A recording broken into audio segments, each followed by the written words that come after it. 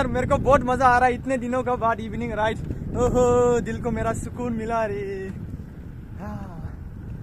Cycle मेरा जो MTB है उसको मैंने वॉश किया, वॉश करके फिर क्या बोलूँ, वॉश करने के बाद अभी जो राइडिंग का मजा मिल रहा है वो नेक्स्ट लेवल।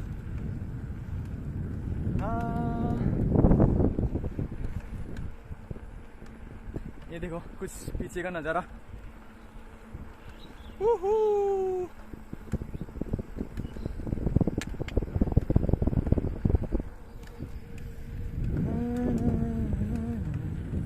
आसमान में चल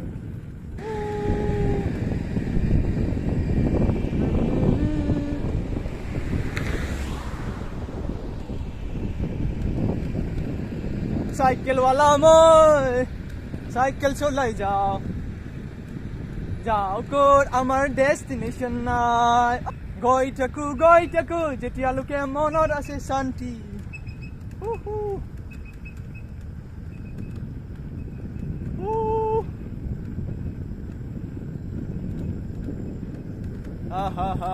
ये व्यू देखो कितना प्यारा।